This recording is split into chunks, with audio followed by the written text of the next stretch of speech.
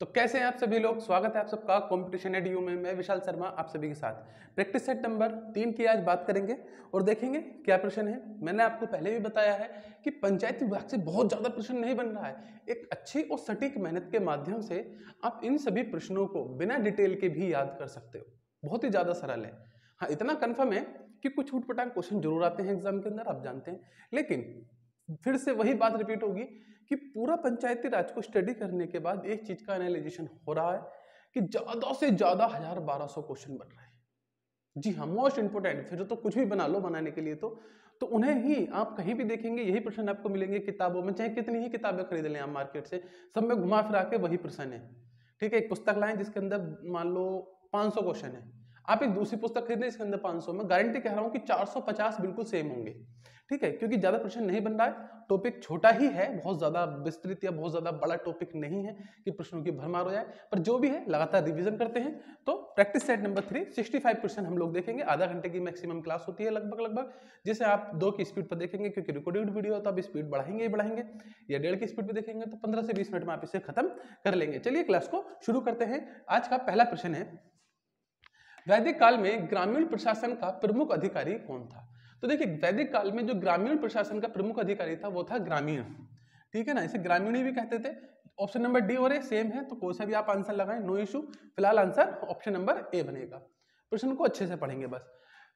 शिवाजी के काल में, जी हाँ, शिवाजी के काल में ग्राम प्रधान के रूप में कौन कार्य करता था। यह बढ़िया प्रश्न है। शिवाजी के काल में ग्राम प्रधान के रूप में कौन कार्य करता था। तो देखिए, वो करता था पाटिल। जी हाँ, कौन करता था, पाटिल। शिवाजी के कार्यकाल में जो व्यक्ति ग्राम प्रधान के रूप में कार्य करता था उसे क्या कहा जाता था, सर, पाटिल कहा जाता था। नेक्स्ट क्वेश्चन नंबर 3, किस वायसराय को भारत में स्थायी स्वशासन का जनक कहा जाता है। जी हाँ, किस वायसराय को भारत में स्थानीय स्वशासन का जनक कहा जाता है। तो सब जानते हैं ये कहा जाता है लॉर्ड रिपन को। ऑप्शन नंबर सी बिल्कुल सही आंसर बनेगा। जी हाँ, लॉर्ड रिपन को भारत में स्थानीय स्वशासन का जनक कहा जाता है। तो 3 का आंसर हो जाएगा ऑप्शन नंबर बी हो जाएगा। नेक्स्ट चलते हैं क्वेश्चन नंबर 4 पर। गुप्त काल में ग्राम सभा को मध्य भारत में क्या कहा जाता था। पूछ रहा है, गुप्त काल में ग्राम सभा को मध्य भारत में क्या कहा जाता था। तो इसे कहा जाता था बच्चों पंचमंडली। जी हाँ, क्या कहा जाता था, पंचमंडली। गुप्त काल में ग्राम सभा को मध्य काल में क्या कहा जाता था, पंचमंडली कहा जाता था। ऑप्शन नंबर बी सही आंसर बनेगा। अगला ही प्रश्न है, बस फटाफट प्रश्न ही देखने, ये रिवीजन कॉल होगा आपका। चलते फिरते कहीं भी देखो, 15 से 20 मिनट स्पीड बढ़ाओ, फटाक से खत्म। चोल साम्राज्य में ग्राम सभा का क्या कार्य नहीं था। यह बढ़िया प्रश्न है। तो देखिए, चोल साम्राज्य में ग्राम सभा का क्या कार्य नहीं था। याद रखना, इनका कार्य नहीं था ग्राम भूमि का सर्वेक्षण। तो इसे छोड़कर बाकी 3 याद करो आप कि क्या कार्य था। तो समझेंगे, यह भूमि कर संग्रह करती थी। भूमि कर मतलब भूमि पर लगने वाले टैक्स को संग्रह किया करती थी। मंदिरों के रखरखाव में उनकी आय व्यय का उचित प्रबंधन करती थी। बात क्लियर है। और मध्यस्थ नामक कर्मचारी द्वारा ग्राम सभा के कार्यों में सहायता प्रदान करना, ये तीनों इसके कार्य थे। क्या नहीं था, ग्राम भूमि का सर्वेक्षण इसका कार्य नहीं था। प्रश्न नंबर 6 की ओर चलते हैं। स्थानीय स्वशासन की संस्था सरकार के किसी अन्य भाग की अपेक्षा अधिक शिक्षाप्रद है। यह किसने कहा है, ये किसने कहा। तो ये कहा है लॉस्की ने। जी हाँ, ये प्रश्न देखिए, ये कुछ जो टिपिकल पॉइंट बनेगा ना एग्जाम में, वो यही चीजें बनेंगी कि ये परिभाषा किसने दी है। यही चीजें आपके टिपिकल बनेंगी। प्रश्न को सही से याद करेंगे। स्थानीय स्वशासन की संस्था सरकार के किसी अन्य भाग की अपेक्षा अधिक शिक्षाप्रद है। ये लाइन किसकी है, सर, लॉस्की की ये लाइन है। लॉस्की ने ये लाइन को बोला है, ये परिभाषा लॉस्की ने दी है। भारत में पंचायत दिवस कब मनाया जाता है। तो बच्चा बच्चा जानता है सर, 24 अप्रैल को पंचायत दिवस मनाया जाता है। तो 7th का आंसर सी बनेगा। नेक्स्ट है प्रश्न आपके सामने, उत्तर प्रदेश में पंचायती राज प्रणाली के तहत पंचायत समिति गठित होती है। उत्तर प्रदेश में पंचायती राज प्रणाली के तहत पंचायत समिति गठित होती है ग्राम स्तर पर, खंड स्तर पर, जिला स्तर पर या राज्य स्तर पर। तो समझना किसकी बात हो रही है, पंचायती राज प्रणाली के तहत पंचायत समिति। तो पंचायत समिति जो गठित होती है ना, ये खंड स्तर पर होती है। कौन से स्तर पर होती है, खंड स्तर पर होती है। याद रखना, खंड स्तर पर होगी। क्वेश्चन नंबर 9 पूछ रहा है, संविधान के प्रावधानों के अंतर्गत पंचायत चुनाव कराने का निर्णय किया जाता है। संविधान के प्रावधानों के अंतर्गत पंचायत चुनाव कराने का जो निर्णय किया जाता है वो किसके द्वारा? केंद्र सरकार के द्वारा, राज्य सरकार के द्वारा, भारत के चुनाव आयोग के द्वारा या राज्य चुनाव आयोग के द्वारा। तो हम बड़े आराम से जानते हैं कि ये राज्य सरकार का विषय है। किसका विषय है? राज्य सरकार का विषय है। 9th का हो जाएगा बी। नेक्स्ट, उत्तर प्रदेश पंचायती राज अधिनियम की किस धारा में महिलाओं के आरक्षण की बात की गई थी? कि महिलाओं के आरक्षण की बात कर रहा है। धाराओं की मैंने एक अलग क्लास आपको दी है, आप उसमें जाके उसे देख सकते हैं। आई बटन पर क्लिक कर यहाँ सामने उधर है ना, देखेंगे और उसे आप बड़े आराम से क्लास को देखें। उसके अंदर धाराओं से संबंधित बात की गई है। जो मुख्य धाराएं हैं आपके, उसके लिए सेपरेट क्लास बनाई हुई है, एक बार उसे आप जरूर देखना और बताना। फिलहाल यहाँ बात कर रहा है महिलाओं के आरक्षण की, तो ये 11A के 4 में आता है। 11A के 4 को आप देखेंगे, महिलाओं के आरक्षण की बात की गई। 10th का आंसर हो जाएगा ए। अगला है क्वेश्चन नंबर 11। जब ग्राम सभा के कुल सदस्य संख्या के 1/5 सदस्य की मांग पर कोई बैठक बुलाने का प्रस्ताव पारित किया जाता है तो कितने दिन के अंदर उक्त बैठक बुलाई जाएगी? तो 30 दिन के अंदर वह बैठक बुलाई जाएगी। तो ग्राम सभा के सभी सदस्यों में से 1/5 अगर कोई बैठक बुलवाना चाहते हैं और इसके लिए वो प्रस्ताव रखते हैं प्रधान के आगे, तो वह बैठक कितने दिन के अंदर बुलाई जानी चाहिए? 30 दिन के अंदर बुलाई जानी चाहिए। Question number 12। जिला पंचायत अध्यक्ष का चुनाव कौन करता है? जिला पंचायत के सदस्य, क्षेत्र पंचायत के सदस्य, ग्राम सभा के सदस्य, लोकसभा। देखिए लोकसभा से तो कोई लेना देना है ही नहीं, ये तो पहले हटा दो। तो जिला पंचायत के अध्यक्ष का चुनाव जिला पंचायत के सदस्य, बस सीधा सा है 12 का ए बनेगा। ठीक है ना।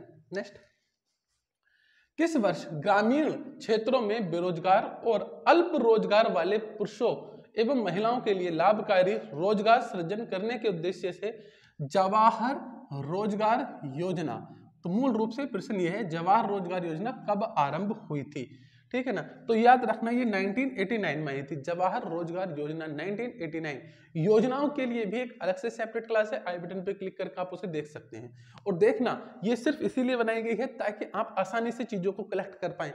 ठीक है ना। ये क्वेश्चन नंबर 13 का आंसर हो जाएगा सी। क्वेश्चन नंबर 14 की हम बात करते हैं। क्वेश्चन नंबर 14, उत्तर प्रदेश में विकेंद्रीकरण एवं प्रशासनिक सुधार आयोग का गठन कब किया गया था?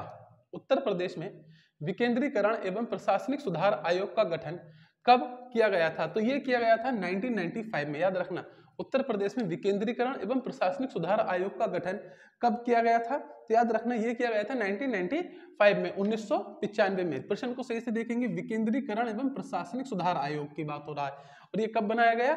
1995 के अंदर बनाया गया। क्वेश्चन नंबर 15 को देखेंगे। पंचायती राज का महत्व क्या है? पंचायती राज का महत्व क्या है? स्थानीय सरकार की स्थापना करना, गांव के विकास में महत्वपूर्ण भूमिका, प्राथमिक शिक्षा, स्वास्थ्य, कृषि आदि पर विशेष बल देना, या सभी। तो बहुत सीधा सा आंसर है, ये सभी पंचायती राज का महत्व है। क्वेश्चन नंबर 15 का आंसर हो जाएगा ऑप्शन नंबर डी। 16 की बात करते हैं। पंचायत क्षेत्रों के लिए विकास योजना प्रतिवर्ष किसके द्वारा तैयार की जाती है? तो ये तैयार की जाती है ग्राम पंचायत के द्वारा। प्रश्न को अच्छे समझना, पंचायत क्षेत्रों के लिए विकास योजना प्रतिवर्ष किसके द्वारा तैयार की जाती है? सर ग्राम पंचायत के द्वारा तैयार की जाती है। प्रश्न नंबर 17, उत्तर प्रदेश में कितनी ग्राम पंचायत समितियां निर्धारित की गई हैं? तो ये भी बड़ा आसान प्रश्न है।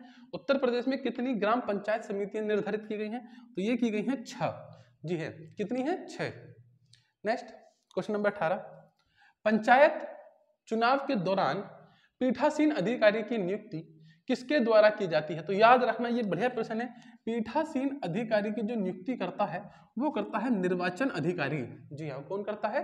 निर्वाचन अधिकारी। तो 18 का प्रश्न नंबर ए बनेगा, sorry option number A answer बनेगा। ठीक है, एक मिनट में बस कैमरा चेक कर लूं कि सही है या थोड़ा सा एंगल खराब हो गया, क्योंकि थोड़ा सा तो हुआ है। देखिए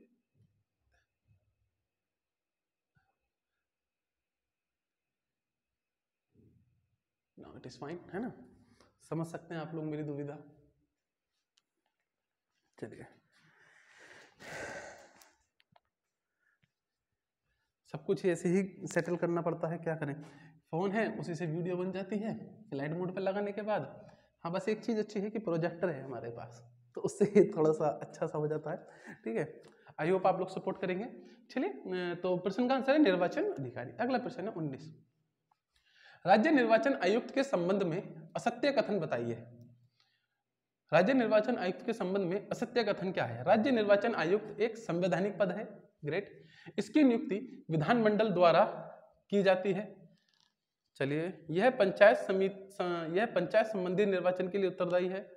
इसे राज्यपाल द्वारा कर्मचारी उपलब्ध कराए जाते हैं। तो इसकी नियुक्ति विधानमंडल द्वारा नहीं की जाती है। ऑप्शन नंबर बी इसका सही आंसर होगा। जो असत्य है वो ऑप्शन नंबर बी है। 19 का आंसर बनेगा बी। जी हाँ, इसकी नियुक्ति विधानमंडल द्वारा नहीं की जाती है। राज्य निर्वाचन आयुक्त की नियुक्ति जो है विधानमंडल द्वारा नहीं की जाती है। बाकी तीनों चीजें सही हैं, तो ऑप्शन नंबर 20 का सही आंसर बनेगा। क्वेश्चन नंबर 20 पर आते हैं।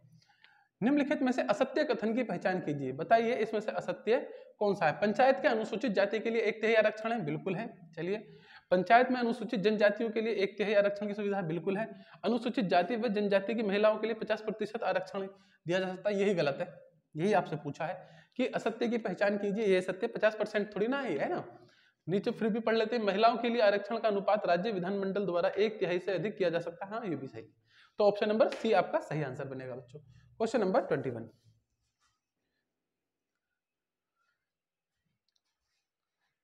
निम्नलिखित प्रावधानों में से कौन सा प्रावधान राज्य के विवेक पर आधारित है? ग्राम पंचायत अध्यक्ष के चुनाव का माध्यम, बिल्कुल सही, विवेक पर आधारित है इनके।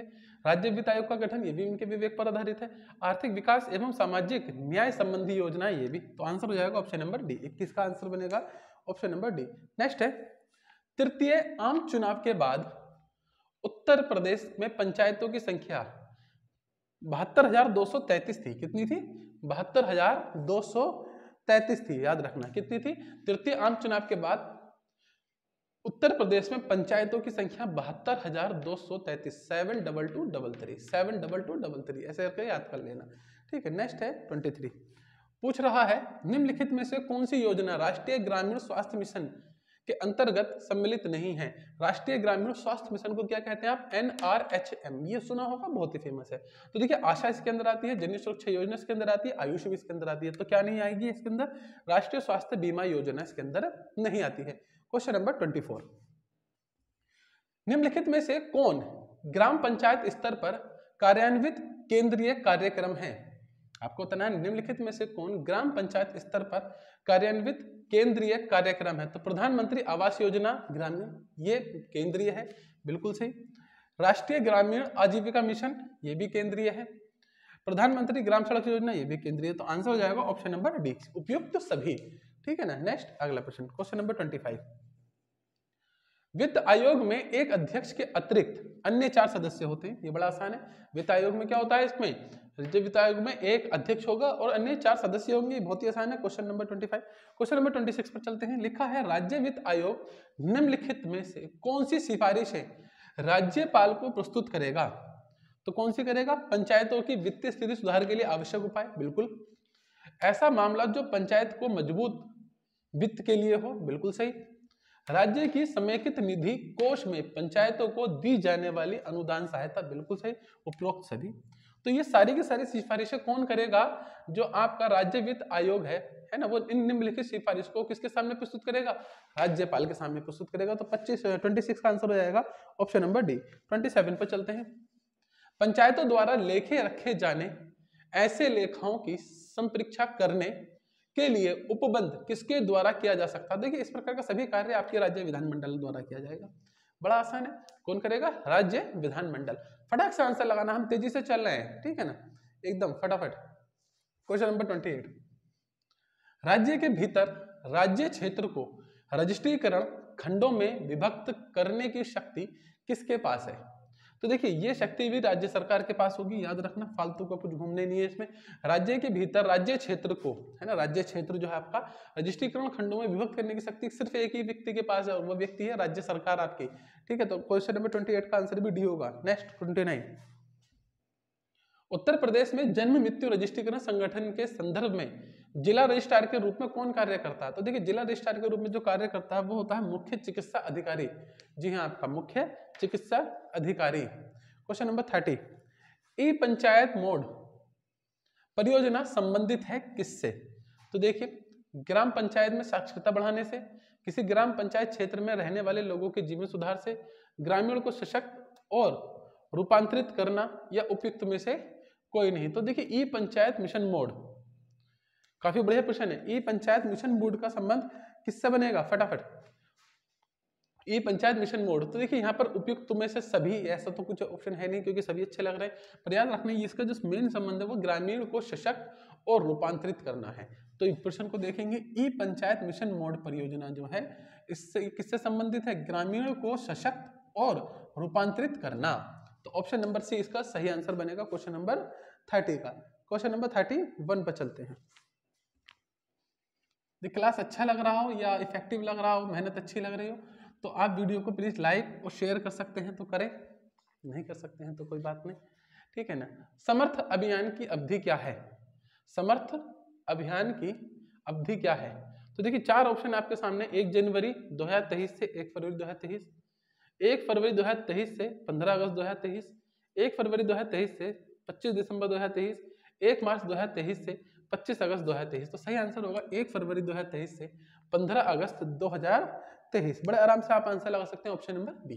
जी हाँ, 1 फरवरी 2023 से 15 अगस्त 2023 तक किसकी बात हो रही है, समर्थ अभियान की अवधि क्या है। तो 1 फरवरी 2023 से 15 अगस्त 2023। अगला प्रश्न क्वेश्चन नंबर 32, सामान्य सेवा केंद्र CSC अर्थात है ना, किस मंत्रालय की पहल है। तो याद रखना यह इलेक्ट्रॉनिक्स IT मंत्रालय की पहल है। कई बार बच्चे इसे ग्रामीण विकास मंत्रालय लगाने का प्रयास करते हैं क्योंकि ग्रामीण से संबंधित योजना मानी जाती है, लेकिन याद रखना इसका जो विभाग है, मंत्रालय है, वो है इलेक्ट्रॉनिक्स IT मंत्रालय। ऑप्शन नंबर डी इसका सही प्रश्न, सही आंसर होगा। क्वेश्चन नंबर 33, सांसद आदर्श ग्राम योजना कब प्रारंभ हुई, सांसद आदर्श ग्राम योजना। तो जब मोदी जी आए थे उसी के जस्ट काल ये शुरू हो गई थी, तो अक्टूबर 2014 इसका सही आंसर होगा, अक्टूबर 2014 इसका सही आंसर होगा। क्वेश्चन नंबर 34, समग्र आवास योजना कब प्रारंभ हुई थी, किसकी बात हो रही है, समग्र आवास योजना कब प्रारंभ हुई थी। तो याद रखना 1999 से सन 2000, समग्र आवास योजना 1999 से सन 2000। नेक्स्ट, भारत निर्माण योजना के प्रमुख घटक क्या हैं। तो ये तो बड़ा आसान हो गया, बिजली भी है, दूरसंचार भी है, आवास भी है और ये सभी। तो ऑप्शन नंबर आप लगा देंगे ऐसे में डी। जी हाँ, 35 का हो जाएगा ऑप्शन नंबर डी। नेक्स्ट 36, स्वर्ण जयंती ग्राम स्वरोजगार योजना, स्वर्ण जयंती ग्राम स्वरोजगार योजना कब शुरू हुई थी। बहुत ही बढ़िया प्रश्न। देखिए हमें योजनाएं क्यों याद नहीं होती, इसके लिए भी एक चीज याद रखना, हमें योजना इसलिए याद नहीं होती है क्योंकि हम सरसरी तौर पर योजना पढ़ते हैं, एकदम डेट पढ़कर आगे निकल जाते हैं। योजना को पहले दिमाग में बैठाओ जरूर। स्वर्ण जयंती ग्राम स्वरोजगार योजना, तो ये कब हुई है, 1999 से सन 2000। ऑप्शन नंबर ए इसका सही आंसर होगा क्वेश्चन नंबर 36 का। तो क्वेश्चन नंबर 37, काम के बदले अनाज योजना और संपूर्ण ग्रामीण रोजगार योजना, ये 2 योजनाएं थी, इन्हें कंबाइंड किया और इनका विलय कर एक योजना बना दी। पूछ रहा है वह योजना कौन सी है, तो वो है आपकी राष्ट्रीय ग्रामीण रोजगार गारंटी योजना। अब फिर से याद रखना कि काम के बदले अनाज योजना प्लस संपूर्ण ग्रामीण रोजगार योजना, इन दोनों को कंबाइंड कर इन दोनों का एक जगह विलय कर दिया और एक नई योजना बना दी जिसका नाम रखा राष्ट्रीय ग्रामीण रोजगार गारंटी योजना। क्वेश्चन नंबर 38, उत्तर प्रदेश अनुसूचित जाति वित्त एवं विकास निगम की स्थापना हुई। ठीक है, फटाफट बताएंगे, उत्तर प्रदेश अनुसूचित जाति वित्त एवं विकास निगम की स्थापना हुई है कब। उत्तर प्रदेश में अनुसूचित जाति वित्त एवं विकास निगम की स्थापना हुई है कब। बढ़िया प्रश्न है। क्वेश्चन नंबर 38 को फटाफट देखेंगे। कई बार आया उत्तर प्रदेश में अनुसूचित जाति वित्त एवं विकास निगम की स्थापना, याद रखना कब हुई है सर, 1975 में हुई है, 1975 में हुई है। क्वेश्चन नंबर 39 को देखेंगे। VLE क्या होता है, तो VLE वह प्रमुख हित धारक होता है जो ग्रामीण क्षेत्र में अपना खुद का CSP सेंटर चलाता है, CSC सेंटर समझ लो। वह ग्रामीणों को आवश्यक कार्यों में सहायता करता है। तो सही है, सहायता कर रहा तो ए और बी दोनों सही है, ठीक है ना। क्वेश्चन नंबर 39 का आंसर सी बनेगा। 40, निम्नलिखित में से ग्राम पंचायत सचिवालय में क्या क्या उपलब्ध रहता है। तो देखो ग्राम सचिवालय जो होता है उसके अंदर जन्म मृत्यु पंजीकरण प्रमाण पत्र, ये प्रपत्र होते हैं, परिवार रजिस्टर होता है, उपस्थिति पंजिका होती है। बिल्कुल सही है, तो सही आंसर है ऑप्शन नंबर डी, सब कुछ होता है ना। ऑप्शन नंबर डी इसका सही आंसर बनेगा। 41 की अगर हम बात करते हैं, आइए, ग्रामीण स्वच्छता कार्यक्रम के तहत संपूर्ण स्वच्छता अभियान किस वर्ष उत्तर प्रदेश में प्रारंभ किया गया। है ना। तो ये देखिए प्रारंभ किया गया था सन 2000 से 2001 के टाइम पीरियड पर।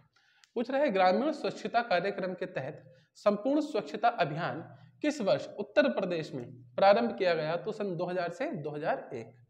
नेक्स्ट क्वेश्चन नंबर 42,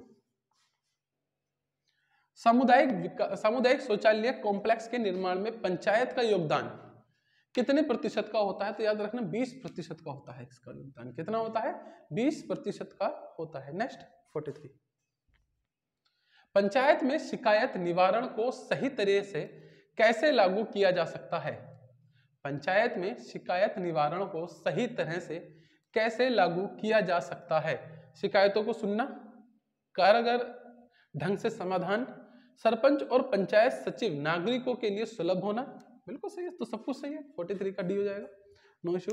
44 पूछ रहा है जल जीवन मिशन कब शुरू हुआ, बहुत ही अच्छा प्रश्न है। 15 अगस्त 2019, बिल्कुल बहुत आता है और बहुत इंपॉर्टेंट है। 15 अगस्त 2019 को जल मिशन शुरू हुआ था।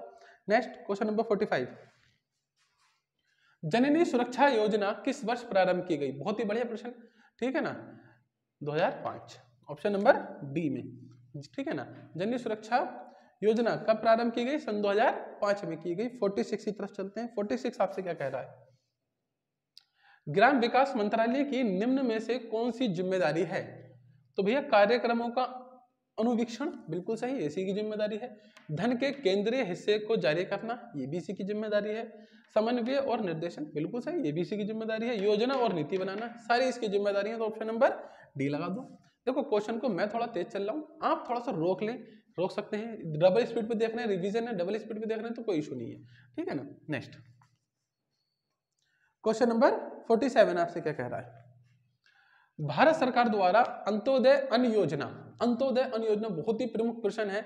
ये कब शुरू हुआ था, सन 2000 में, ठीक है ना, अटल बिहारी वाजपेयी का टाइम पीरियड था। अंत्योदय अन्न योजना सन 2000 में शुरू हुआ था। 48 क्या कह रहा है आपसे, 20 सूत्रीय कार्यक्रम भारत सरकार द्वारा कब शुरू किया गया, 20 सूत्रीय कार्यक्रम भारत सरकार द्वारा कब शुरू किया गया, फटाफट, 20 सूत्रीय कार्यक्रम भारत सरकार द्वारा कब शुरू किया गया, 1978, 1980, 1981, 1975, तो 20 सूत्री कार्यक्रम शुरू हुआ था 1975 में। 48 का आंसर हो जाएगा सी, ये बहुत ही अच्छा क्वेश्चन है, याद रखना 1975, 48 का आंसर हो जाएगा सी। 49, मुख्यमंत्री समग्र विकास योजना किस राज्य की योजना, तो बड़ा थोड़ा सा ऐसा सेंस बनता है कि उत्तर प्रदेश की कहानी हो रही है, तो उत्तर प्रदेश ही आंसर होगा, है ना। अगले प्रश्न चलते हैं, क्वेश्चन नंबर 50, गांवों में आधारभूत संरचनाओं से संबंधित क्रियाकलाप किए जा सकते हैं, गांवों में आधारभूत संरचनाओं से संबंधित क्रियाकलाप किए जा सकते हैं, बेघर कच्चा मकान वालों को पक्का मकान उपलब्ध कराना, पेयजल की सुविधा, मुख्य सड़क का नेटवर्क, बारहमेशी सड़क संपर्क, उपरोक्त सभी, तो सभी हो जाएगा, है ना। 50 का डी सीधा सीधा आंसर है। क्वेश्चन नंबर 51, ग्राम स्वराज की संकल्पना किसने दी थी, तो सब जानते हैं महात्मा गांधी जी ने। किसने दी थी, महात्मा गांधी, बड़ा आसान है, सीधे सीधे देखो और चलो आगे की तरफ, है ना। 52, उत्तर प्रदेश में मुख्यमंत्री पंचायत प्रोत्साहन पुरस्कार योजना, ये बहुत आएगा और ये मिल सकता है आपके एग्जाम में मिले आपको। पंचायत प्रोत्साहन पुरस्कार योजना, सर ये अप्रैल 2017, दिल दिमाग में छाप लेना, अप्रैल 2017 इसका सही आंसर होगा। क्वेश्चन नंबर 53, निम्नलिखित में से कौन रोजगार छतरी योजना का प्रमुख उद्देश्य है, तो रोजगार छतरी योजना जो थी इसका प्रमुख उद्देश्य था अनुसूचित जाति का सर्वांगीण विकास।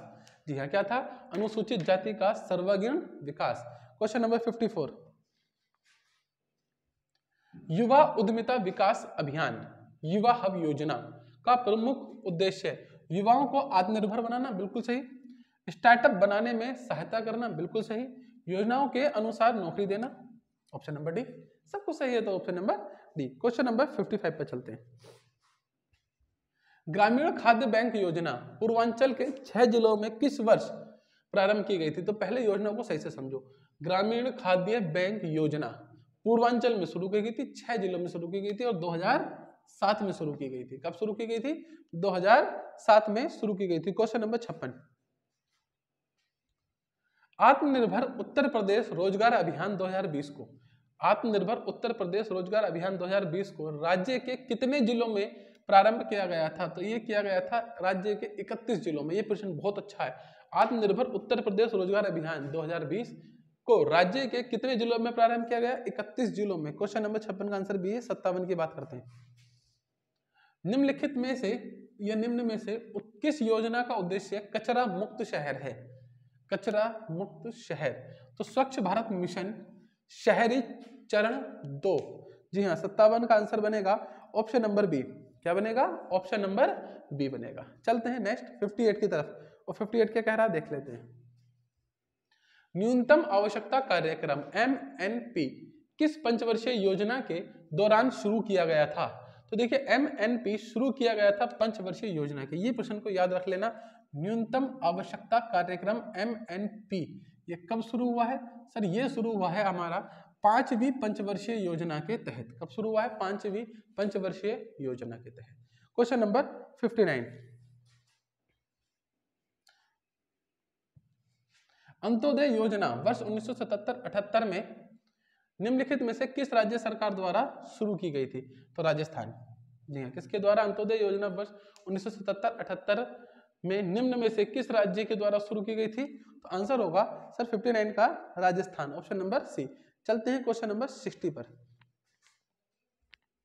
राष्ट्रीय ग्राम स्वराज अभियान के दौरान कितने गांवों के लिए एक विशेष पहल योजना शुरू की गई थी? देखिए क्वेश्चन ये लेवल का अच्छे माने जाते हैं।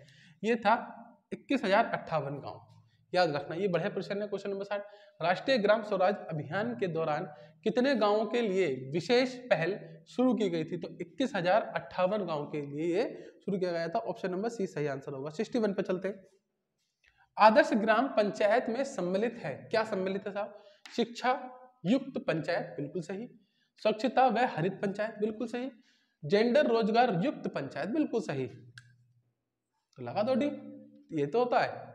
आप एक चीज और सेंस करेंगे कि आप पंचायत के 65 में से 30% बिना पढ़े भी लगा सकते हैं। बिना पढ़े का मतलब है अगर बहुत ज्यादा क्लासेस नहीं ली हैं, रिवीजन नहीं किया, उसके बाद भी आप 30 से 35 क्वेश्चन सही कर देंगे। देखिए बड़ी सीधी सी बात है। कोई भी आदर्श ग्राम पंचायत कैसी होनी चाहिए? साफ शिक्षा युक्त हो, साफ स्वच्छता हो। जैसे 2 सही हुए तो ऑप्शन नंबर डी, है ना? आप बात समझ रहे हैं ना? ये बड़ा कॉमन सा साइंस है, बड़ा कॉमन सा सब्जेक्ट है।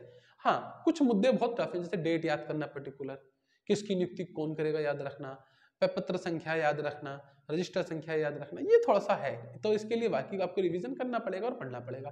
लेकिन बाकी क्वेश्चन बड़े कॉमन हैं, आप पढ़कर और एक समझदार व्यक्ति आंसर लगा सकता है। ठीक है ना? Question number 62।